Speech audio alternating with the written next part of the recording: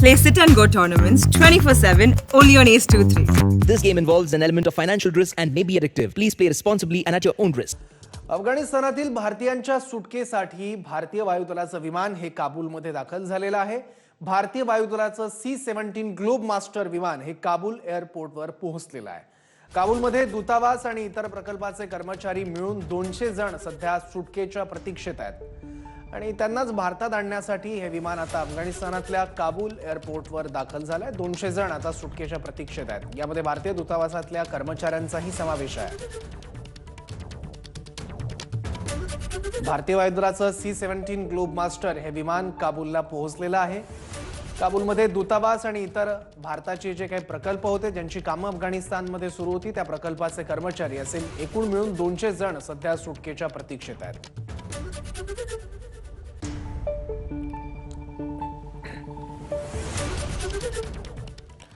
तर अफगाणिस्तानवर तालिबान राज परत आल्यानंतर आता जगभरातील सर्वच देश आपल्या नागरिकांना, राजदूतांना आणि अधिकाऱ्यांना अफगाणिस्तानातून बाहेर काढण्यासाठी प्रयत्नशील आहेत।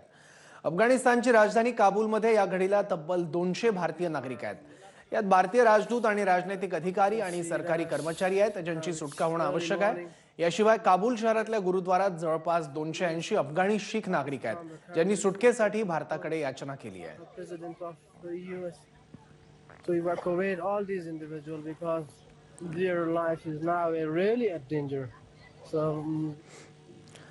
आणि याबद्दल आणखी माहिती घेण्यासाठी प्रणव उपाध्याय आपले प्रतिनिधि आता आपल्या सोबत आहेत। प्रणव, अफगानिस्तान में भारतीय नागरिक है ही, लेकिन उनके अलावा वहां के सिख समुदाय ने भी भारत से मदद मांगी है, क्या जानकारी इसके बारे में? जी बिल्कुल, भारत की चिंता उन लोगों को लेकर भी है जो अफगानिस्तान में फंसे हैं, खासतौर पर अफगानिस्तान के जो अल्पसंख्यक हैं। सिख समुदाय के लिहाज से महत्वपूर्ण जगह काबुल रही है, अफगानिस्तान रहा है और अफगानिस्तान में जो सिख परिवार हैं उन्होंने भी उनकी भी चिंताएं हैं। वो लोग आना चाहते हैं गुरुद्वारे के अंदर, काबुल के गुरुद्वारे के अंदर 200 से ज़्यादा परिवार हैं, करीब 280 लोग बताए जा रहे हैं वहाँ पर। और ये 280 लोग जो हैं इनमें से जो भी भारत आना चाहता है, भारत की तरफ से आधिकारिक तौर पर कहा गया है कि जो अल्पसंख्यक खास तौर पर हिंदू और सिख अफगानिस्तान में हैं वो अगर भारत आना चाहते हैं तो उन्हें तमाम सहायता मुहैया कराई जाएगी।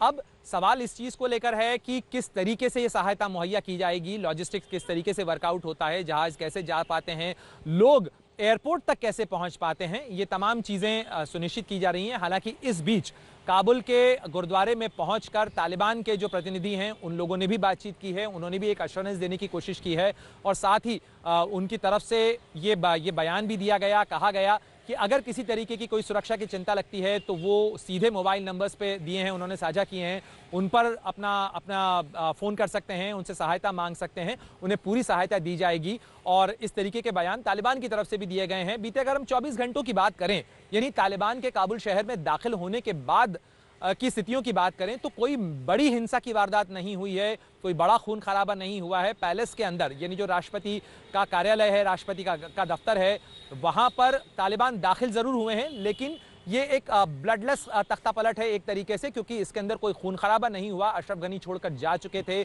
उनके जो करीबी सहायक थे वो लोग जा चुके थे। और ऐसे में तालिबान की तरफ से भी ये लगातार बयान आ रहे हैं, ये कहा जा रहा है कि जो डिप्लोमेटिक मिशंस हैं, जो इंस्टीट्यूशंस हैं, अंतर्राष्ट्रीय संगठन हैं, उनके कर्मचारी हैं, उन्हें सहायता दी जाएगी, उन्हें सुरक्षा दी जाएगी और किसी तरीके से लोगों को डरने की या भय की ज़रूरत नहीं है। ये बात ज़रूर है कि काबुल में लोगों के बीच भय का माहौल ज़रूर है और ख़ास तौर पर जिस तरीके की तस्वीर काबुल के एयरपोर्ट पे है उससे स्पष्ट है कि अधिकतर लोग, अफगान लोग भी मुल्क छोड़कर जाना चाहते हैं, सुरक्षित जगह पर निकलना चाहते हैं। तो ऐसे में वो लोग जो ख़ास तौर पर धार्मिक अल्पसंख्यक हैं उनकी चिंताएं हैं, उसमें सिख समुदाय भी शामिल है। और ऐसे में भारत की तरफ से ये आश्वासन ज़रूर दिया गया है कि अगर वो आना चाहते हैं तो उन्हें इस चीज़ में मदद दी जाएगी। हालांकि उसके लॉजिस्टिक क्या होंगे ये अभी वर्कआउट किया जा रहा है। ठीक है, धन्यवाद प्रणव इस पूरी महत्वपूर्ण जानकारी के लिए। आता एक धक्कादायक बातमी, अफगाणिस्तानातूनच एखादा देश खऱ्या अर्थानं देशोधडीला लागतो तेव्हा कशी परिस्थिती असेल, तर आत्ताची अफगाणिस्तानातील दृश्य याबद्दल बरंच काही सांगून जात आहेत। अफगाणिस्तानावर तालिबान्यांनी कब्जा केल्यानंतर राजधानी काबूलमध्ये लोक जीव वाचवण्यासाठी अक्षरशः आटापिटा करत असल्याचं चित्र पुढे आलंय। विश्वास बसणार नाही असे व्हिडिओ आता व्हायरल होऊ लागले आहेत। काबूलच्या विमानतळावर लोकांनी गर्दी केली आणि विमानात बसण्यासाठी एकच झुंबड उडाली। कसंही करून अफगाणिस्तान बाहेर पडण्यासाठी लोक विमानात जिथं जागा मिळेल तिथे उभे होते. अगदी विमानाच्या टपावर, विमानाच्या पंखाखाली असलेल्या जागेत लोक लटकलेले पाहायला मिळाले. विमानानं उड्डाण घेतल्यानंतर लटकलेले लोक खाली पडल्याचा व्हिडिओ व्हायरल झालाय. 3 लोक विमानातून खाली कोसळल्याचा दावा स्थानिकांनी केलाय. तसा व्हिडिओ व्हायरल झालाय. स्थानिक लोकांनी असा दावा केल्याचं वृत्त अस्वाका न्यूज एजन्सीनं दिलंय.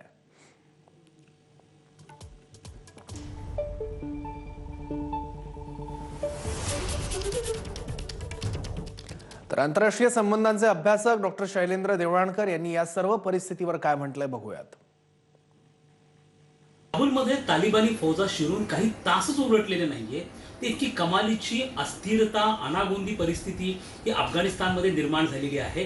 काबूल विमानतळावरती हजारो लोक ही जमलेली आहेत आणि ते कोणत्याही परिस्थितीमध्ये देश सोडून जाण्याच्या तयारीमध्ये आहेत. त्यासाठी त्यांची कमालीची धडपड चाललेली आहे आणि या धडपडीमधनंच आज ज्या 2 जणांचा मृत्यू, जे विमानाला लटकून जात होते त्यांचा दुर्दैवी मृत्यू झाला, याच्यावरनं तिथं तालिबान्यांच्या विरोधामध्ये लोकांच्या मनात किती भयंकर दहशत आहे, ते किती घाबरलेले आहेत. आणि जर ते अफगाणिस्तानमध्ये राहिले तर त्यांचा कशा पद्धतीने अमानुष छळ ह्या तालिबानकडनं केला जाईल. आणि म्हणूनच या जीवाच्या भीतीपोटी हे सगळे लोक इतर देशांमध्ये आश्रय घेण्यासाठी जाताना आपल्याला दिसून येत आहेत. जर अशीच परिस्थिती राहिली, म्हणजे काही तास झाले या तालिबान्यांना येऊन, जर काही दिवस आणि काही महिने हे तालिबानी अफगाणिस्तानमध्ये राहिले तर अफगाणिस्तानची अवस्था किती वाईट होईल याची कल्पना न केलेली बरी. तर निवृत्त लेफ्टनंट कर्नल सतीश ढगे यांनी अफगाणींच्या या जीवघेण्या संघर्षाबाबत काय म्हटलंय तेही पाहूयात. तालिबानची अशा प्रकारे क्रूरतेची त्यांनी सीमा गाठलेली आहे. 1996 ते 2001च्या काळामध्ये अत्यंत मोठ्या प्रमाणावर त्यांनी तिथल्या तालिबानी प्रवृत्तींनी जुलूम तिथल्या जनतेवर केलेले आहेत.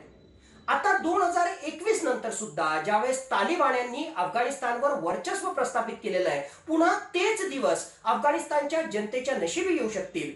हमखास त्या ठिकाणी तालिबानी या जनतेवर अत्याचार करणार आहेत. त्यापैकी कित्येक जणांना जीवे मारणार आहेत.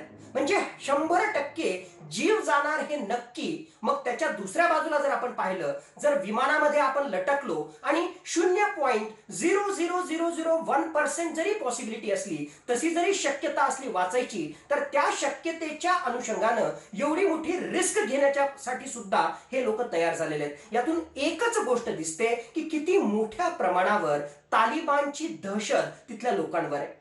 आणखी एक महत्वाची गोष्ट जी आपण या ठिकाणी लक्षात घ्यावी, हा लोकांचा जो लोंढा आहे तो फक्त विदेशी नागरिकांचा किंवा विदेशी पत्रकारांचाच नाही, यामध्ये मोठ्या प्रमाणावर अफगाणिस्तानची स्थानिक जनता सुद्धा आहे. तर संपूर्ण अफगाणिस्तानवर तालिबाननं ताबा मिळवला आणि यानंतर आता जनता रस्त्यावर आली. जीव वाचवण्यासाठी, देशाबाहेर पडण्यासाठी धडपड सुरू झाली आहे. सध्या अफगाणिस्तानात नेमकी काय स्थिती आहे बघूयात. याचा आढावा घेणारा हा रिपोर्ट. अफगाणिस्तानातून लाखो अफगाणींचं पलायन.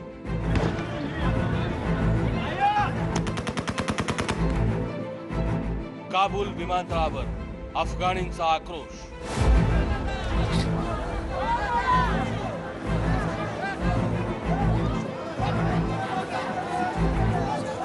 ही अवस्था आहे काबूल विमानतळावरची. एका विमानात चढण्यासाठी लोकांची अक्षरशः चेंगराचेंगरी सुरू. म्हणजे विमानाची अवस्था जवळपास वडाप सारखी झाली.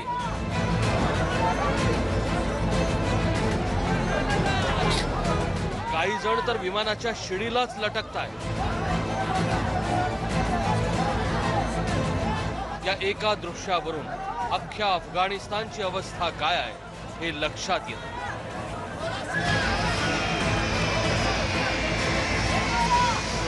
एका अफगाणी नागरिकाकडूनच ऐका विमानतळावरची ताजी स्थिती.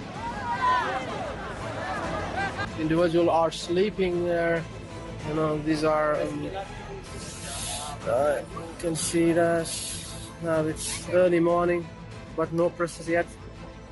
So please ask from the Congress until to the POTUS, the President of the US, to evacuate all these individuals because their life is now really at danger.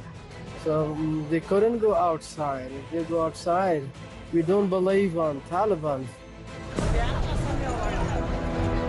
पण विमानतळावर दाखल होणं हेच एक दिव्य बनलंय. बचाव अभियानासाठी आलेल्या अमेरिकन सैन्याने विमानतळाबाहेर गर्दीवर गोळीबारही केला.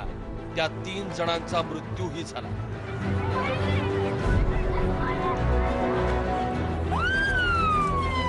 इतकंच नव्हे तर विमानतळावर पोहोचण्यासाठी काही जण शेकडो किलोमीटर पायी चालत आले आहेत.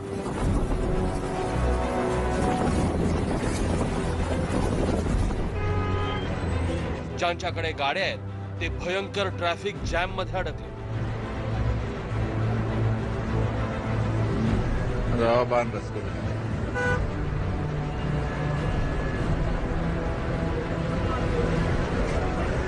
पण या अवस्थेतूनही काही जण सही सलामत सुटून वेगवेगळ्या देशात पोहोचले. पण अफगाणिस्तान मधली स्थिती किती भयंकर आहे हे त्यांच्याच अनुभवातून स्पष्टपणे जाणवतं.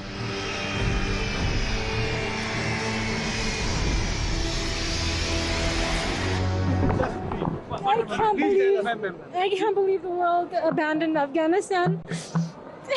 Our friends are going to get killed. They're going to kill us. Our women are not going to have any more rights.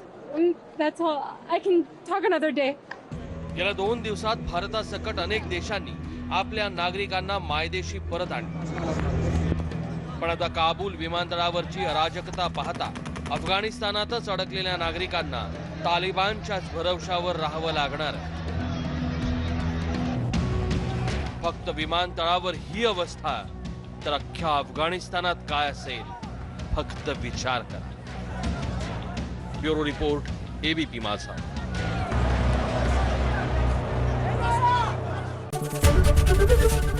ABP माझा, उघडा डोळे बघा नीट.